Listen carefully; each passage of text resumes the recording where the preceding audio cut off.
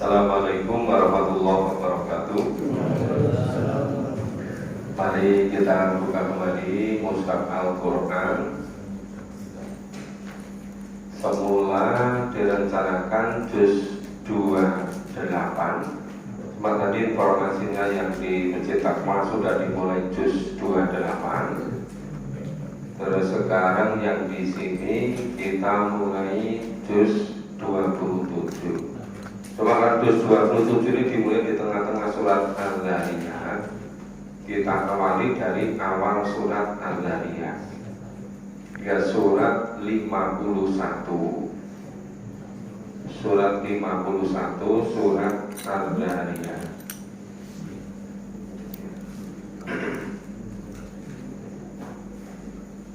Silakan Bapak Ibu yang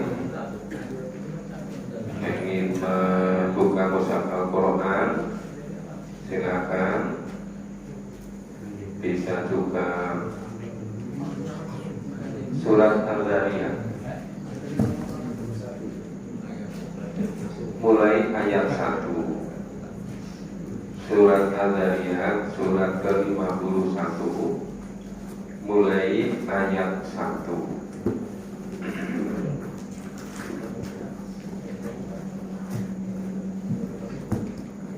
Sudah ketemu Bapak Ibu? A'udzu billahi minasy syaithanir rajim. A'udzu billahi minasy syaithanir rajim. Bismillahirrahmanirrahim. Bismillahirrahmanirrahim. Wadzariyati dzarwa.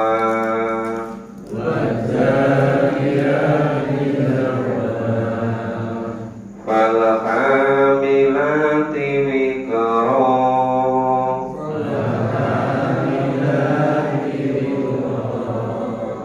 Faljariyati yusra.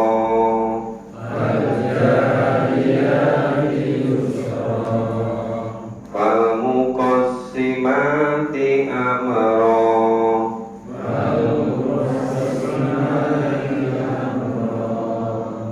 Innama tu'aduna lasadiq.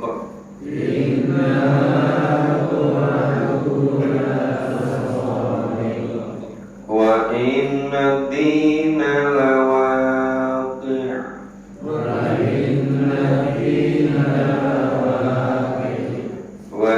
Was-samaa'i dhatil ufuq.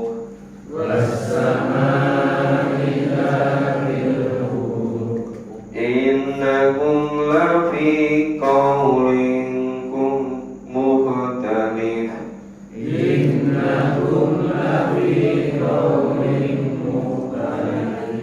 Yufaku anhu man ufik.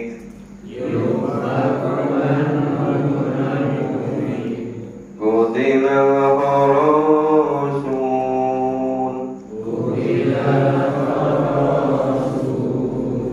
Alladzina hum fi ghamratin sahun.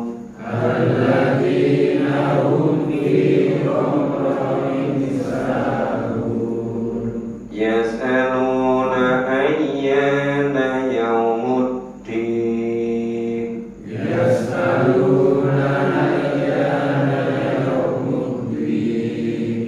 Ya, 12 ayat coba kita pahami dulu. Ini surat ke-51 diberi nama surat Al-Zariyat, yang artinya angin menerbangkan. Surat Al-Zariyat termasuk surat Makkiyah yang diturunkan sebelum Nabi hijrah. Surat Makkiyah ini menekankan masalah keimanan, khususnya 6 rukun iman. Ini diturunkan sesudah surat Al-Aqaf. Ini dinamai surat Adzariyat, yang artinya angin yang menerbangkan, diambil dari perkataan Adzariyat yang terdapat pada ayat pertama surat ini. Nah, itu Allah bersumpah dengan air, dengan angin. Allah juga bersumpah dengan mega. Nah, kemudian bahtera, malaikat, menjadi sumber kesejahteraan dan membawa kemakmuran. Hal ini mengisyaratkan inayah Allah kepada hamba-hambanya. Hidup di dunia ini ada yang namanya sunnatullah, yang disebut juga dengan hukum kausalitas atau hukum sebab akibat. Dalam hal-hal tertentu ini sering terjadi tidak sesuai hukum pada umumnya, manakala ada misalnya inayah Allah. Ya. Ada juga yang namanya mukjizat. Ada juga yang namanya karomah. Yaitu ada sebab yang lain, yang situ Allah yang maha mengetahui. Seringkali kita manusia, keterbatasan ilmu yang pada kita itu tidak mudah memahami kecuali berangkat dari keyakinan.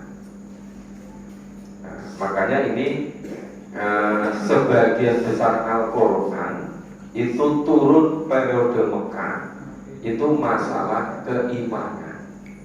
Sebenarnya betul-betul dari pembeda ya, antara satu dengan yang lain itu terletak pada kualitas imannya. Kalau imannya beres, baru nanti menghasilkan ibadah yang beres. Ibadah yang beres menghasilkan amalul karimah. Nah, yang kelihatan sehari-hari dan nyata itu sebetulnya akhlak. Nah, jadi akidah ini fondasinya, ibadah menjadi tiangnya, kemudian akhlak menjadi buahnya.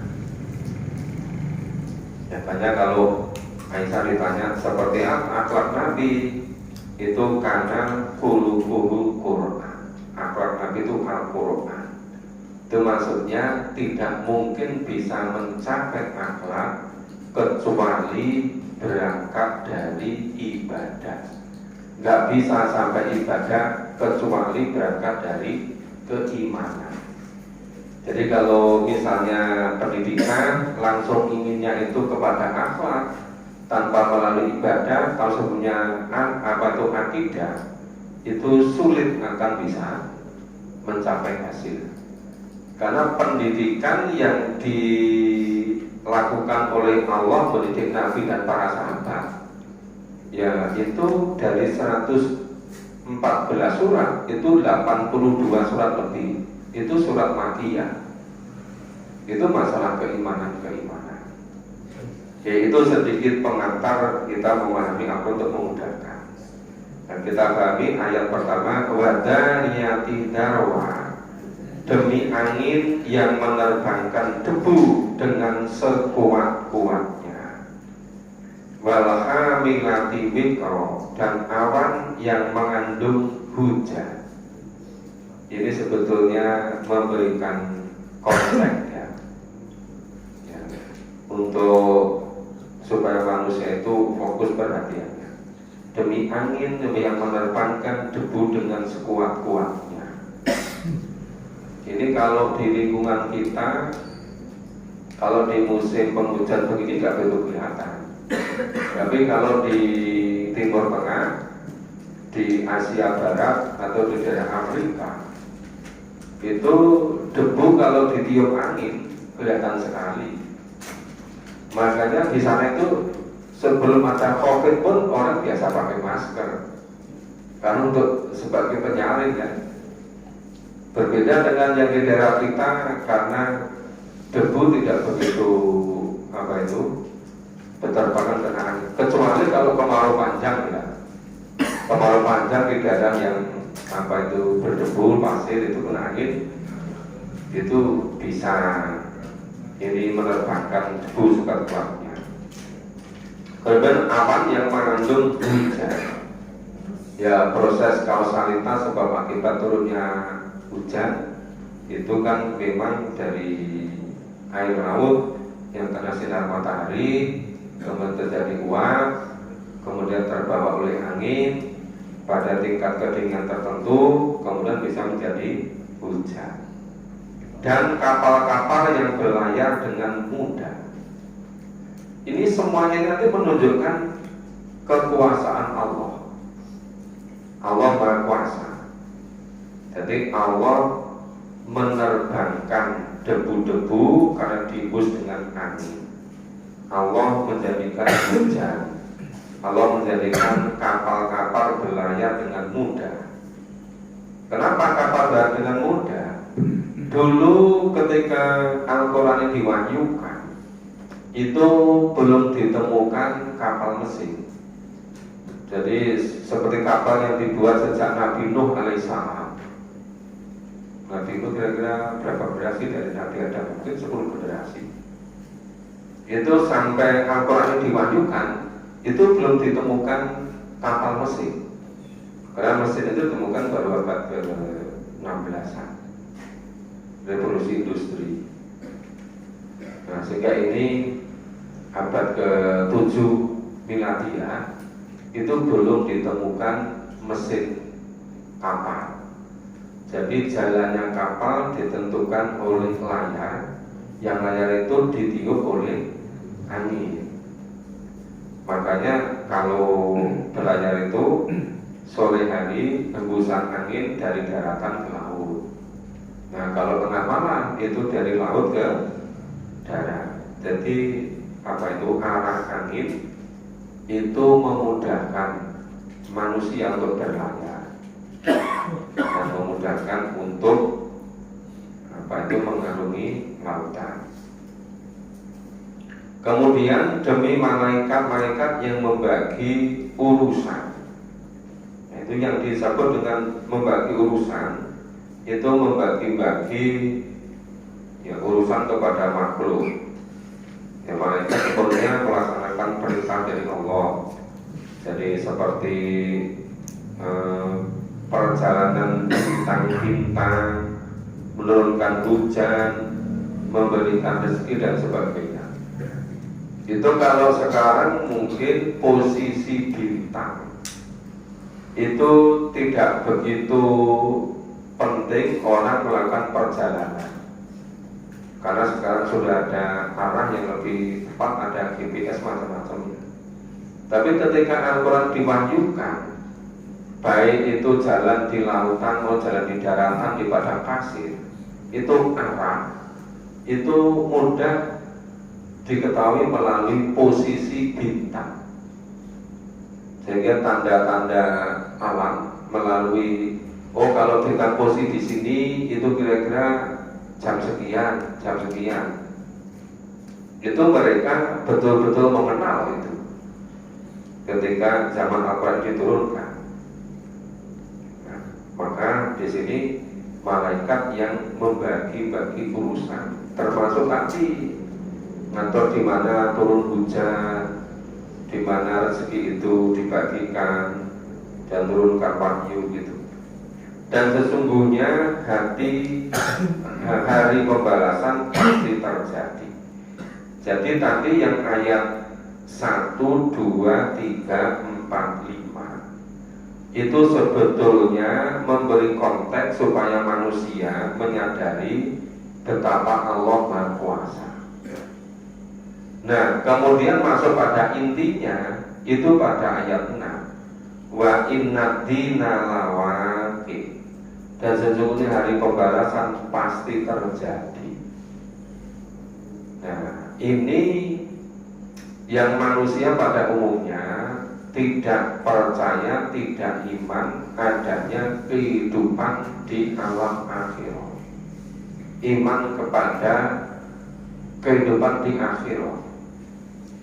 ini menjadi salah satu rukun iman, termasuk yang tidak mudah diyakini.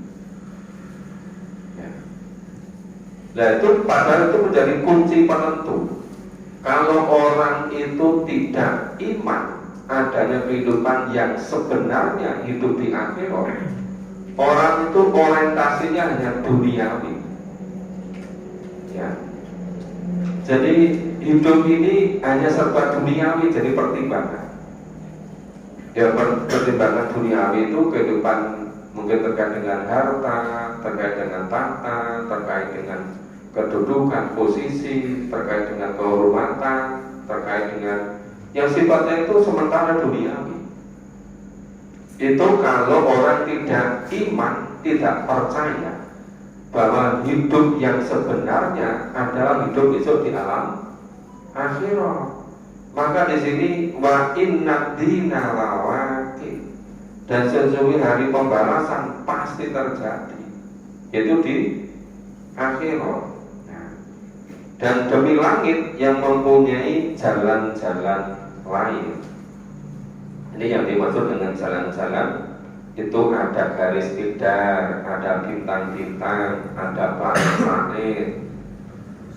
Kemudian setelah ditemukan pesawat terbang, kemudian muncul lalu lintas udara. Apalagi ketika ditemukan ini berbagai macam media sosial yang melalui jaringan udara, itu langit itu menjadi sangat berharga. Langit kita ini bagi yang tahu ilmunya itu sangat berharga.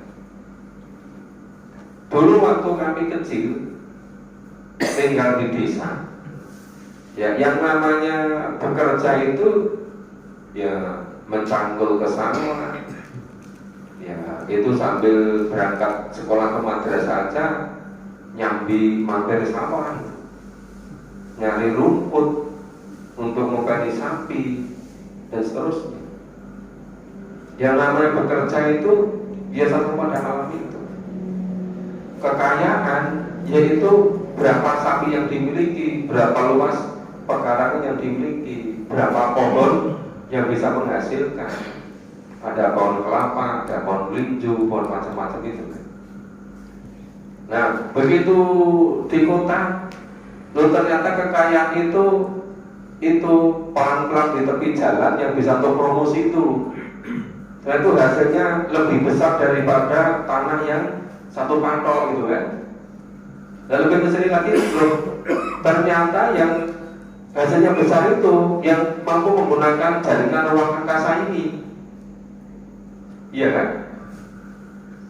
Itu Indonesia itu betapa kayanya panjangnya apa itu udara ini. Itu kalau terbang dari Aceh sampai ke sana, sampai ke Haji sana, tempat bandara di Haji sana, apa bandara namanya? King Abdul Aziz. Itu tuh dari bandara Aceh non-stop 7 jam.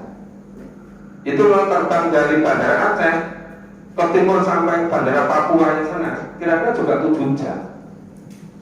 Jadi panjangnya Indonesia itu sepanjang dari Aceh sampai Saudi. Coba bandingkan banyak negara yang udahnya itu sempit sekali. Kalau mau berlatih pesawat baru mulai take off sudah habis. Bapak itu bisa bayangkan Singapura itu kalau menerbangkan pesawat, ya kan? Banyak negara kecil-kecil yang udaranya itu sempit itu, juga lautnya, juga daratannya. Nah, padahal itu waladzi khalaqalakum fil ardi jami'an. Dia Allah yang menciptakan semuanya ini untuk kamu.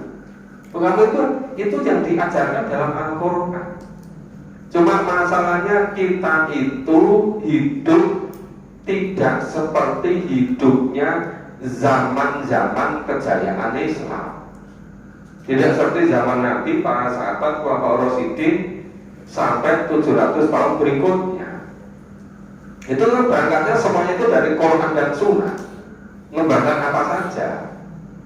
Jadi mengembangkan astronomi apa-apa tuh dari Quran, dari sunnah, informasi dari, makanya sebagai sumber ilmu pengetahuan. Nanti yang mengembangkan ilmu sosial ya dari Quran dan sunnah. Yang mengembangkan ilmu alam juga, yang mengembangkan humaniora, kesehatan, kedokteran juga dari Al-Quran dan sunnah. Nah sekarang itu terbalik-balik. Orang belajar yang lain semua, terus disampein, nanti kalau kira-kira koper ya sedikit-sedikit ikut-ikut pengajian gitu. Itu kalau sempat itu loh. Tapi kebanyakan sampai meninggal nggak sempat memahami 30 juz dari Quran. Sehingga rata-rata orang Islam sekarang itu ya sudah ajal tiba, ya belum tahu cara hidup di dunia. Caranya saja belum tahu. Nah, gimana besok di akhiratnya? Saya itu sampai mengatakan mungkin nggak terhitung ya. Bahwa kita itu kalau jadi pengurus macam-macam itu, bahwa pengurus yayasan persyarikatan di level apa saja, pengurus lembaga pendidikan Islam, pengurus ya takbir macam-macam, punya program. Kira-kira jamaahnya itu faham Quran dalam waktu berapa tahun? Ada yang sudah jadi ngurusi lembaga pendidikan Islam 40 tahun, tapi tetap aja nggak paham 30 juz. Padahal selama 40 tahun jadi pengurus lembaga pendidikan. Ada juga dari pengurus di organisasi keislaman, dari pengurus paling bawah ini terus itu taruh sampai 60 tahun jadi pengurus terus itu. Tapi dia nggak tahu isi Quran. Bapak Ibu percaya nggak sama yang saya omongkan? Loh ada ngurusin masjid dari usia belasan tahun sampai usia 70 tahun tetap nggak punya program ahli Quran 30 juz kok. Iya kan? Kemudian ketika ada yang memulai, ayo kita mencontoh Nabi, para sahabat zaman Jahil Islam, kita baca Quran dulu. Malah yang diserang, yang ngajak itu dibikin isu aneh-aneh. Oh dari dulu juga nggak memahami Quran itu kenapa pakai begitu gitu. Ini kenapa? Karena sudah beratus-ratus tahun sudah terlanjur hidup di dunia tapi belum ngerti cara hidup gitu. Itu problem terbesar, namanya problem individu, problem keluarga, problem bermasyarakat, problem institusi lembaga itu selalu berangkatnya karena tidak tahu cara hidup menurut tuntunan Allah dan Rasul. Nah kalau misalnya masih kesempatan ada kesadaran, ya saya kira itu luar biasa. Tapi kebanyakan sampai ajal datang tetap nggak punya program Al-Quran 30 juz itu. Itu terjadi di mana-mana. Di mana Bapak Ibu kira-kira jadi pengurus masjid sudah sampai nggak terhitung periodenya, sudah sekian banyak generasi, tapi belum pernah punya ya program memahami Al-Quran 30 juz dalam waktu berapa lama, ya kan? Ada yang masjid umurnya sampai hampir 300 tahun atau 200 sekian tahun, didirikan tahun 1700 sekian, 1900 sekian, tapi nggak punya program memahami Quran. Nah terus gimana itu jamaahnya? Nggak tahu besok di akhirat tanggung jawabnya gimana di hadapan Allah. Itu kalau saya ngomong tuh Pak Tris itu ngaji medeni terus itu. Padahal kalau orang ngomong apa Quran itu diajak menakut-nakuti. Padahal besok kan mulut dikunci yang sedang kulit kita, tangan kita. Ya tadi malam begitu kan. Khotbah Jumatnya udah mulai sebentar di situ. Baru mulai sebelumnya sudah dengar koma. Terus tadi penjelasan yang ayat 7 ya. Ayat 8 ya. Sesungguhnya kamu benar-benar dalam keadaan berbeda-beda pendapat. Ini kalau perbedaan pendapat itu semuanya didasarkan rujukannya pada Quran dan Sunnah. Itu sebetulnya akan akan menjadikan lebih lebih melengkapi. Cuma berbedanya itu berbeda mengenai keimanan oleh akidah. Perbedaan terhadap bagaimana keyakinan terhadap Allah. Ya, ada yang kemudian menerima sepenuhnya disebut dengan orang mukmin, ada yang menolak sepenuhnya yang namanya kafir, ada yang menerima tapi nggak terima satu, banyak yang dipertuhankan, jadilah musyrik. Jadi yang menerima tapi dohirnya hatinya belum menerima, itulah munafik. Jadi memang nanti tidak mudah. Ini iman kepada Allah begitu, pada malaikat, apalagi yang namanya iman kepada Nabi. Ya, itu dikisahkan dalam Quran sekian banyak tempat itu. Namanya Nabi Rasul itu semuanya ditentang oleh kaumnya, diingkari, nggak mau mengimani kecuali sedikit orang. Ya memang yang paling banyak yang mengimani ya kepada Nabi Muhammad itu. Karena kalau Nabi-Nabi sebelumnya itu jumlah umatnya belum sebanyak zaman Nabi Muhammad itu. Karena kalau Nabi Muhammad itu kafatalinas, sehingga Nabi Rasul sebelumnya itu untuk kaum tertentu. Maka ini berbeda-beda pendapat kita tentang iman kepada Nabi. Iman apalagi terhadap Nabi yang diterima Nabi. Nabi Nuh juga itu ngajak mentauhidkan Allah, umatnya kaumnya nggak mau. Ya. Nabi Ibrahim juga gitu, Nabi Daud juga begitu, Nabi Hud, Nabi Soleh ya ditentang itu. Nabi Yunus juga begitu. Ya, jadi sampai kepada Nabi Muhammad juga begitu. Nah, kemudian dipalingkan daripadanya Rasul dan Al-Quran. Orang siapa? Ya memang orang yang dipalingkan, kufi. Dipalingkan itu ya tidak mau mengimani, tidak mau mempercayai, menganggap tidak penting. Mungkin kalau karena sejak dari kecil sampai besar itu ada informasi iman kepada kita, tapi itu sekedar sekedar di kulitnya. Tapi nggak sepenuhnya iman itu harus secara totalitas memahami dan mengamalkan, belum sampai di situ. Tapi ya iman sekedar sekedar pada umumnya. Ya itu, maka dipalingkan daripadanya orang yang dipalingkan. Terkutuklah orang-orang yang banyak berdusta. Kalau Al-Quran ketika diwahyukan, sebagian besar para pembesar-pembesar suku-suku tidak mau percaya. Sebagaimana juga orang-orang Yahudi. Orang Yahudi itu nggak mau percaya karena mereka gengsi. Maksud yang diutus dari Nabi bukan dari Israel, maksud dari bangsa Arab. Nggak mau mereka, kecuali sedikit orang. Ya kalau kepala suku kubarok-kubaroknya, maksud yang diangkat dari Nabi kok orang biasa, malah dari yatim. Yatim piatu, bukan dari kalangan bangsawan. Kok bukan yang diangkat itu yang ahli bahasa, ahli sastra, ahli lughah itu yang pandai bersair. Kok orang biasa gitu loh.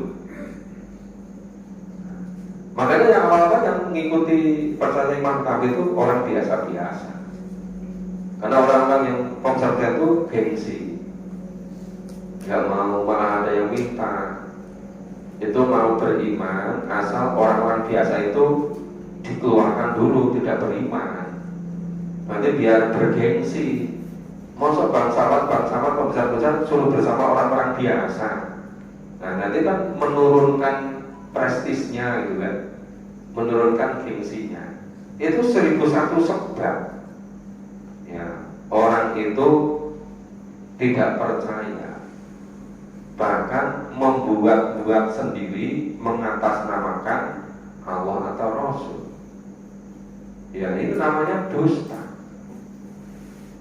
Jadi yang seharusnya diimani nggak diimani, yang seharusnya tidak diimani dibuat-buat malah diimani. Nah, siapa itu? Orang-orang yang terbenam dalam kebodohan lagi lalai. Nah, kalau lalai tidak mau menyempatkan waktunya memahami Quran, kebodohan karena nggak mau memahami Quran dan Sunnah, cara hidupnya tidak merujuk pada tuntunan Allah dan Rasul, mengikuti jalan hidup yang dibuat oleh manusia. Jalan hidup buat manusia itu hanya jalan hidup masalah duniawi. Kenapa? Karena mereka tidak yakin adanya kehidupan di akhirat. Itu ilmuwan modern kontemporer yang berkembang di dunia itu kebanyakan itu tidak ada iman terhadap hidup di akhirat. Ya, mau ilmu pendidikan, mau psikologi, mau antropologi, mau macam-macam gitu. Berbuat teori-teori itu. Ada namanya cara hidup, pandang hidup terkait dengan kapitalis atau materialis atau liberalis atau marxis atau sosialis atau komunis. Oh, itu dari seantero dunia, itu dari abad ke 16 sampai 21 ini. Itu berteori apa saja, termasuk tentang kebutuhan pokok manusia. Itu hanya kebutuhan dohir duniawi saja. Itu yang diajarkan mulai dari playgroup sampai program doktor. Hanya teori kebutuhan manusia. Enggak ada kebutuhan iman, kebutuhan itu hidup di akhirat, punya ibadah. Kenapa? Mereka nggak punya keyakinan itu. Nah, tapi itu karena pengaruh kehidupan tatanan hidup yang baru, New World Order seperti itu, yaitu seakan-akan sudah menjadi berlaku di seluruh muka bumi ini. Nah, kecuali sedikit orang yang memang betul-betul dia tidak lalai, dia belum memfokuskan untuk memahami tuntunan Allah dan Rasul. Nah, mereka bertanya, bilakah hari pembalasan itu datang? Sebetulnya pertanyaan itu sebenarnya pertanyaan yang menghina, nggak percaya atau mendustakan. Ini kelanjutannya kita baca dulu ayat 13. A'udzu billahi minasyaitonir rajim. A'udzu billahi minasyaitonir rajim. Yauma hum 'alan nari yuftanun. Yauma hum 'alan nari yuftanun. Dzuqu fitnatakum hadzal ladzi kuntum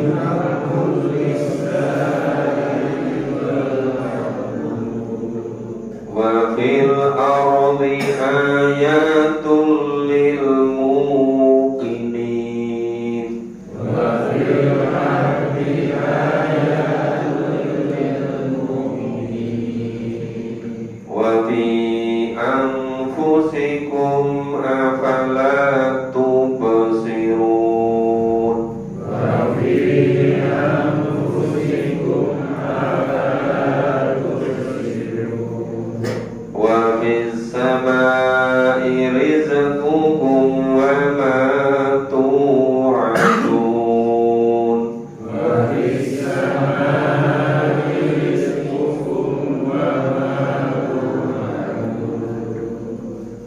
فورب السماء والأرض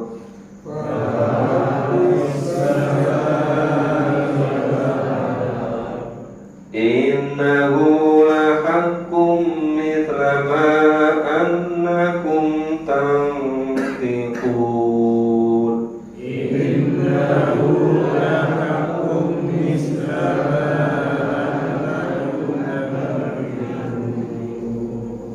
Ya, kita pahami ketika mereka bertanya-tanya kapan datangnya hari kiamat itu.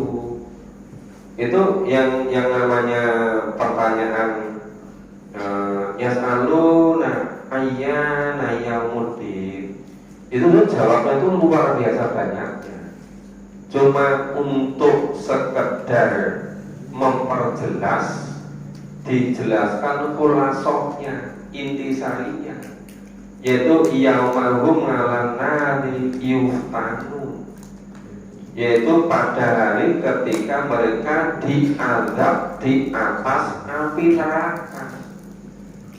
Padahal itu kan rangkaiannya banyak itu kan, dari kiamatul sugro, kemudian di alam kubur, kiamat kubro, kemudian dibagi kemudian di yaumil ba'ats, dikumpulkan di mahsyar, kemudian yaumil mizan, hisab, baru nanti itu dua tempat surga atau neraka. Tapi ini langsung apa itu? Kulasohnya, ya intinya. Nah itu. Kemudian rasakanlah azab itu. Inilah azab yang dulu kamu minta supaya disegerakan. Nah, jadi kalau orang-orang yang tidak percaya itu sampai kelewat batas, sampai meminta supaya disegerakan azabnya. Makanya di sini langsung dijawab secara sangat ringkas. Nah, rasakanlah azab ini. Azab ini yang dulu kamu minta supaya disegerakan. Nah, itu tadi gambaran singkat orang-orang yang mendustakan adanya hari akhir, yang tidak percaya, tidak iman. Nah, ini sebaliknya, yaitu orang-orang yang bertakwa. Sehingga orang yang bertakwa berada di dalam surga yang di dalamnya ada sumber-sumber mata air. Nah, jadi cuma dibuat kelompok besar, satu kelompok yang tidak beriman atau yang mendustakan hari akhir, satu kelompok yang mengimani. Nah, yang mengimani itu namanya orang yang bertakwa. Orang yang bertakwa dimasukkan ke surga. Ya, surga di dalamnya banyak sumber mata air. Nah, kemudian sambil mengambil apa yang diberikan kepada mereka oleh Tuhan mereka. Sungguh mereka sebelum itu di dunia adalah orang-orang yang berbuat baik. Sebelumnya kalau era sekarang ini baik buruk itu sebenarnya tergantung persepsi orang. Orang mengatakan baik buruk bukan lagi menurut Allah dan Rasul, menurut Quran dan Sunnah. Misalnya kalau Quran dan Sunnah itu mengambil sekecil apapun yang bukan haknya, itu tidak bisa dikatakan kebaikan, karena membolimi dari yang punya hak. Tapi sekarang misalnya ini haknya fakir miskin, orang yang berhak itu, nah, seakan-akan itu menjadi miliknya yang berkuasa, sehingga sangat tergantung kepada yang berkuasa. Padahal itu hak mereka gitu.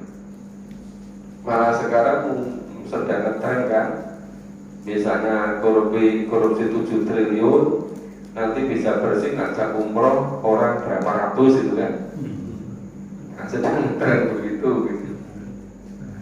Mereka membuat program anggaran 7 triliun, 8,3 triliun dikorupsi, kayak gimana? Jadi tidak mau kecil-kecil, sehingga bahwa kurang bergengsi gitu. Makanya korupsi ya triliunan. Nah, mereka sekali-kali mereka sedikit sekali tidur di waktu malam. Ini karena berangkat dari keimanan yang betul-betul yakin hidup yang sebenarnya adalah besok di akhirat, maka memunculkan kesadaran untuk ibadah. Makanya dia tidak merasa malas bangun waktu malam untuk melaksanakan sholat malam. Maka tidurnya di waktu malam yang waktunya tidak terlalu lama. Kalau Nabi itu kan kalau habis sholat isya, kalau nggak penting sekali terus istirahat. Tapi tengah malam sudah bangun, atau tengah malam lebih sedikit. Jadi kalau Nabi itu tidur malamnya sedikit, kalau kita sedikit tidur, beda apa enggak itu? Loh, mas sudah tahu jam 3 itu masih perasaan kelihatannya masih ada 45 menit ini ngelosor lagi gitu. Itu kan sama sedikit tidur kan? Sama sedikit. Iya, itu kan jadi repot itu. Nah, dan di akhir-akhir malam mereka memohon ampun kepada Allah. Itu saat-saat yang hening, saat-saat yang situasi ini sedang tenang, bisa konsentrasi penuh, bisa untuk memohon ampun.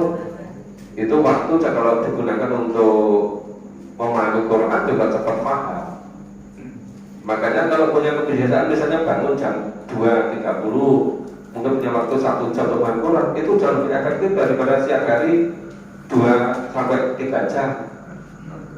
Nah itu tadi, karena data kita jadi dikit tidur. Makanya apalagi jam 2.30, bangun jam 3 aja masih bisa terlalu malam gitu kan. Katanya apa? Mengubahir. Kalau mencatat malam untuk istirahat kok untuk bangun gitu. Jadi mungkin pergalian gitu.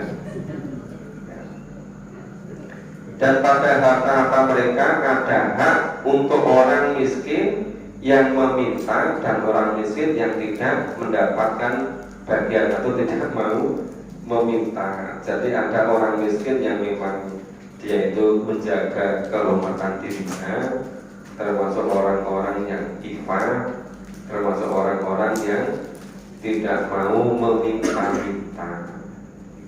Jadi ada jenis-jenis yang berbeda seperti itu. Itu namanya makhluk. Ya.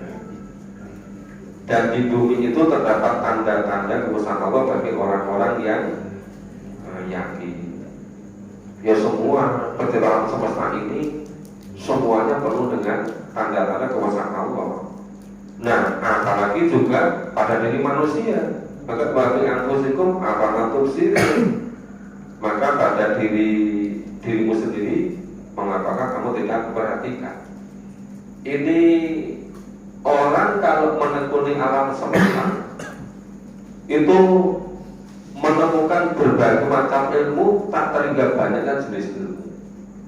Orang kalau menekuni tentang manusia itu memunculkan ilmu yang luar biasa banyaknya. Ya kalau yang ditekuni itu masalah kesehatan fisik, muncul berbagai macam kedokteran. Ada kedokteran umum, ada yang kedokteran terkait dengan spesialis sekian banyak.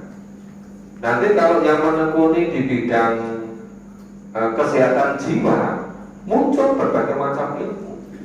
Yang menekuni khusus fungsi-fungsi serabut otak, neuroscience, muncul sekian banyak jenis. Jadi kalau yang menekuni khusus mengenai bagaimana kejiwaan orang, muncul berbagai teori ilmu psikologi. yang menekuni bagaimana kebutuhan manusia, muncul sekian banyak teori-teori ekonomi. Nanti kalau muncul bagaimana itu berorganisasi, melakukan apa itu sosialisasi, organisasi, ada tembayar, macam itu, ada namanya sosiologi. Yang menekuni dari asal usul macam-macam itu muncul ilmu antropologi. Jadi itu sebenarnya apa? Sebenarnya itu makrokosmos alam semesta, monggo sekian banyak dan banyak. Yang mikrokosmos sistem pada diri manusia, muncul ilmu gak karuan banyaknya. Maka itu ada dua tadi. Yang pertama itu wafil ardi ayatul lil mukini wa fi anfusikum afala tubsirun. Makanya dulu itu kalau zaman Islam itu semuanya berangkatnya mengembangkan dari rambu-rambu dari Al-Quran dan Sunnah. Kalau sekarang terbalik-balik kan, belajar teori pendapat orang macam-macam, baru kalau sempat memahami Quran. Kalau nggak sempat, ya sudah namanya pergi sambil. Dia terbalik-balik. Nah, terus kemudian dan di langit terdapat rezekimu. Nah, tadi kan kenapa kok rezekinya itu ada di langit? Itu kalau nggak ada turun hujan, bumi mati, ya kan? Turun hujan, bumi jadi hidup kembali. Untuk berbagai macam tanaman tumbuhan, kadang-kadang kalau lama nggak turun hujan, kemudian turun hujan seminggu, 2 minggu, timbul sampai 3 bulan. Kadang-kadang sampai berbagai jenis tumbuhan itu kita nggak ngerti namanya. Itu berbagai macam makhluk hidup semua. Kadang itu asalnya dari mana ya? Kok ada orang bikin kolam dikasih air, tahu-tahu kok ada makhluk hidup di situ sekian banyak itu? Iya kan? Ya, apalagi yang nama tadi langit, ruang angkasa itu betul-betul terdapat rezeki yang tahu ilmunya itu. Itu berbagai macam jaringan, ya jaringan komunikasi itu. Terdapat pula apa yang dijanjikan kepadamu. Jadi apa yang dijanjikan kepadamu itu ya sesuai dengan takdir Allah yang terhadap tiap-tiap manusia, yang itu sudah tentuan dari Allah. Jadi misalnya kalau saya dilahirkan dari bapak yang bernama Ahmad Sohe, seperti nama Nabi Sohe, ya saya tidak bisa milih. Kenapa ketika itu kok gak dilahirkan dari tahunnya Ibu Tin Soeharto gitu? Ya itu bagian dari ketentuan, gak boleh pilih gitu kan. Nah, itu sudah ya, takdir dari Allah, tidak boleh lagi memilih. Maka demi Tuhan langit dan bumi, sesungguhnya yang dijanjikan itu adalah benar-benar seperti perkataan yang kamu ucapkan. Jadi kalau kebenaran wahyu yang diterima nabi-nabi mengucapkan, nyampaikan itu sepenuhnya 100% diterima oleh Allah melalui malaikat. Malaikat mendiktekan, membacakan, Nabi mendengarkan, kemudian menirukan. Nah, sehingga kalau orang yang beriman meyakini apa yang disampaikan Nabi itu 100% benarnya. Tapi kalau orang yang misalnya orientalis atau Islamolog, itu yang sedikit terus sebenarnya Al-Quran itu yang mananya, bacaannya, suaranya, tulisannya, maknanya, atau katanya. Itu yang dipelajari terus sampai menimbulkan sekian ribu doktor PhD bilang itu. Tapi tidak berangkat dari meyakini kebenaran Quran. Itu yang terus dicari. Makanya banyak orang ahli Quran tapi bukan untuk dihafal. Tapi yang lebih banyak lagi yang memang tidak mau memahami, ya kan? Nggak merasa wajib untuk memahami Al-Quran. Demikian Bapak Ibu, masih ada waktu untuk bertanya, Pak Cukup? Masih silakan, barangkali ada. Yang mau bertanya, ini haknya para santri, jangan dilewatkan.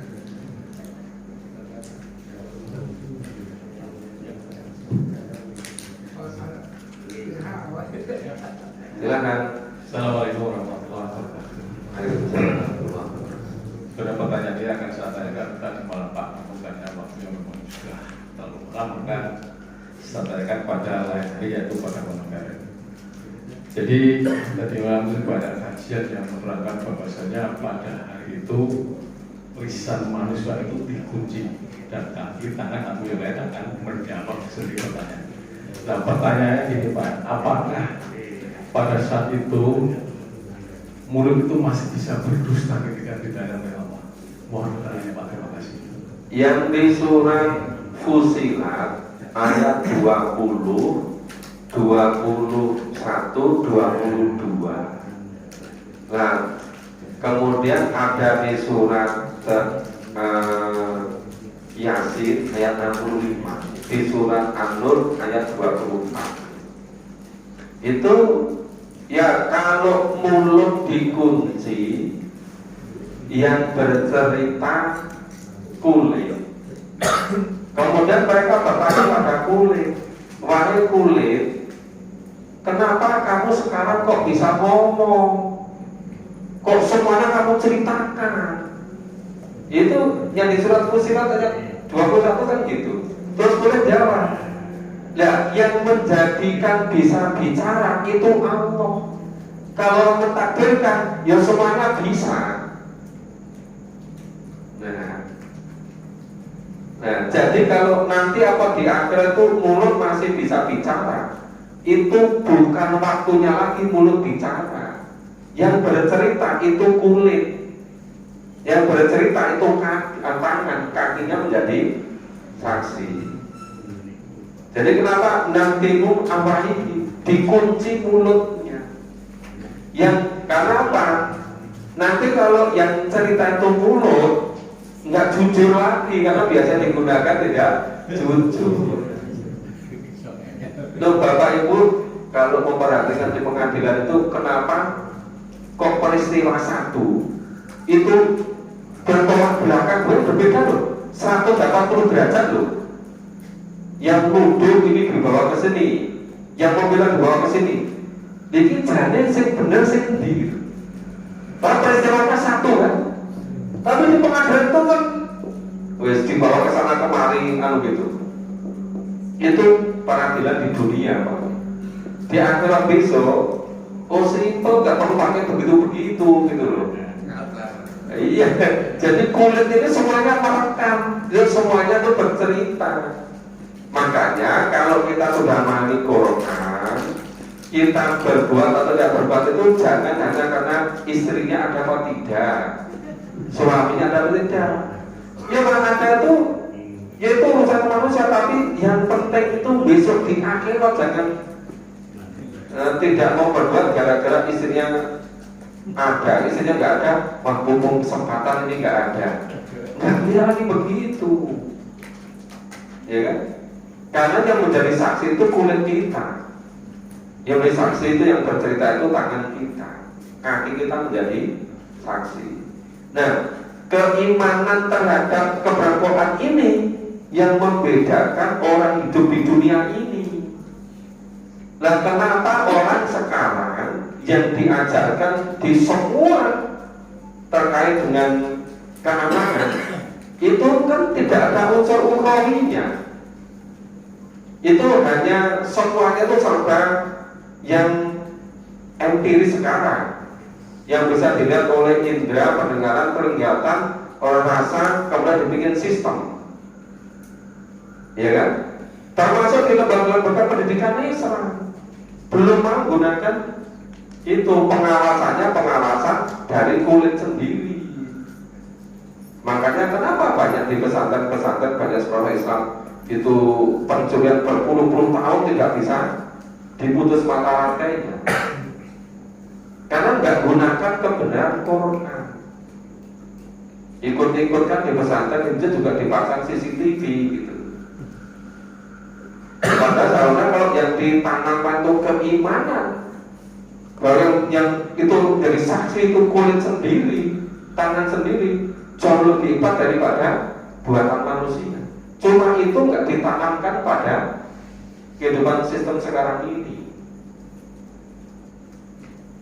Maka kenapa kalau Pak Kiai ada, Itu gelarnya tuh nurut-nurut gitu kan, cium tangan itu. Tapi kalau Pak Kiai Bunyai nggak ada, masuk wah ini bebas merdeka ini. Nah ini kan akhirnya bukan kepada kebenaran Allah dan Rasul, tergantung kepada Kiai. Makanya ketika sudah keluar dari pesantren merasa sudah lepas dari seluruh aturan. Yang semula berpuluh-puluh di pesantren begitu jadi ketua partai, hampir seluruh nafasnya untuk KKN. Lo coba itu 40 tahun hidup di pesantren nggak pernah mengalami pendidikan itu. Coba lihat di lembaga-lembaga pendidikan juga begitu kan? Kenapa? Tidak mau meyakini kebenaran Quran hanya karena orang, tapi bukan karena betul-betul menyiapkan hidup besok di hidupnya sebenarnya bisa di akhirat. Saya kira gampang kalau sama Allah. Nanti kan minta maaf, gampang itu. Nanti kalau korupsinya 5 triliun untuk umroh berapa ratus juta, nanti mohon maaf di Baitullah sana. Jadi hidup ini main-main Pak, semaunya begitu. Padahal dosa yang diampuni itu dilakukan karena kebodohan. Nah kalau disengaja seperti itu, nah itu kan sudah cukup ya. Mungkin Pak.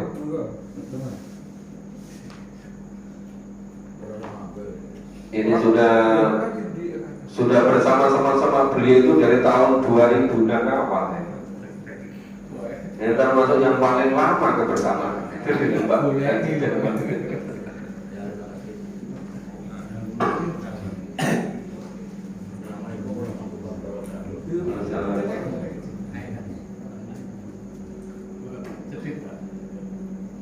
Tadi menyinggung surat Fusilat. Iya. Kata 26 begini. Wa qala alladziina kafaru la ta'muru hadzal qur'ani wa fihi annakum takdzibun. Kalau begitu kata-kata kafir di sini dan tadi sangat disampaikan. Soalnya orang yang terima saja mungkin bisa menjadi orang yang kafir, karena kafir kalau satu istilah yaitu adalah kesyirikan. Itu tidak terjadi ini karena aku mendengarkan Al-Quran dan katakan itu akan mengungkapkan kemenangan apa yang dimaksud dalam ayat ini. Iya, kan satu kata kafir itu berbagai macam makna. Nah, kafir dalam pengertian umum itu klasifikasi yang membedakan antara iman, kafir, musyrik, munafik, seterusnya. Tapi kafir dari segi bahasa, setiap yang menolak, mengingkari kebenaran itu juga dinamakan kafir. Maka kenapa kalau di Quran itu mengimani sebagian, mengingkari sebagian, sebetulnya itu yang kafir sebenarnya. Ya, kan wayakuna apa? Anu minu bibat mana kuna bibat. Ulaika humul kafiruna haqqo wa tanal kafiruna muhina. Yang di surat An-Nisa 50, 150, 151 itu. Jadi kalau mengimani sebagian isi kitab, mengkufuri sebagian isi kitab, itu yang namanya kafir tulen itu loh. Nah itu kan kalau pada umumnya kan asal sudah percaya seberapa pun dianggap sudah selamat gitu kan. Nah itu baru melihat dari satu perspektif. Jadi setiap yang menolak kebenaran itu juga bisa disebut namanya mengingkari. Nah mengingkari itu dalam bahasa Arabnya itu kafir. Nah dengan kata lain itu disebut juga dengan mendustakan, kadzabu. Kenapa? Yang seharusnya diterima kemudian ditolak, didustakan, tidak menerima sebagai kebenaran gitu loh. Makanya kalau saya itu dulu termasuk yang menekuni tafsir Misbah, tafsirnya Pak Quraisy itu. karena banyak menganalisis dari segi bahasa. Itu juga sampai macam-macam gitu. Itu di rumah itu sudah lengkap itu 30 juz tafsir Misbah, Mutafsir Al-Anjad. Cuma kalau mau dibawa ke gedung baru itu belum ada tempat rak bukunya. Maka ya sekarang saya harus bersabar menahan diri, gak mau cepat-cepat itu. Ya harus mengikuti dinamikanya. Mau saya mulai itu orang masih bingung mau dikasih tulisan apa gitu. Iya. Ada yang katakan mau tulis apa? Uangnya sudah ada, cuma belum dikumpulkan. Loh kan ngumpulnya gampang saja kalau ada. Ya. Jadi nanti kalau apa ya? Setiap ketemu ayat yang bukan dari kata kafaro, ya kafaro itu dengan perubahan tafsir katanya bisa berpuluh-puluh, mungkin bisa ratusan perubahannya itu. Itu nanti ada makna umum, ada makna spesifik, ada tergantung konteksnya di situ. Gitu. Makanya kalau orang sering itu kalau mendengar kata-kata kafir itu seringkali ada konotasinya pada satu makna. Padahal kata itu maknanya bisa banyak sekali. Perubahan-perubahan kata itu berbeda konotasi, berbeda maknanya. Nah, secara ringkas memang seperti itu. Nanti kalau misalnya kita melewati menemukan pasal begitu, itu bisa kita pahami lebih dalam lagi. Bisa jawabnya secara ringkas namun begitu. Gimana? Sudah habis waktunya. Waktunya kemana kok udah habis? Ya, semoga bermanfaat. Mohon maaf kalau ada kurang salahnya. Insya Allah kita lanjut besok pagi di Masjid Kelurahan ya, tiap pagi kecuali hari akad. Mulai akad sudah 2 akad ini saja sudah hampir 1 tahun, seminggu 7 hari di masjid itu terus tiap pagi. Sudah selesai berapa? 17 juz ya, masuk juz ke-14. Nah, mulai ini saya sekarang kalau hari akad pagi silaturahmi, ya dikira nggak memutus silaturahmi, padahal mau saya itu fokus dulu ke satu masjid. Sebetulnya banyak yang ngerasani, kok terus tinggal di masjid aku ya udah subuh. Mohon maaf keterbatasan kami. Semoga bermanfaat. Assalamualaikum warahmatullahi wabarakatuh. Demikian Bapak Ibu, kajian pada malam ini masih kita membahas surat Makkiyah, yaitu tentang keimanan. Dan mudah-mudahan karena memang sebagian besar dari surat ayat Al-Quran itu membahas tentang keimanan, sehingga mudah-mudahan dengan kita diulang-ulang terus membahas tentang keimanan kita akan semakin kokoh, semakin mantap, sehingga dalam menjalankan perintah yang lain juga akan semakin mudah. Demikian Bapak Ibu, sudah jam 9 kurang 5 menit. Marilah kajian pada malam hari ini kita tutup dengan bacaan hamdalah. Alhamdulillah, mohon maaf bila taufiq wal hidayah. Assalamualaikum warahmatullahi wabarakatuh.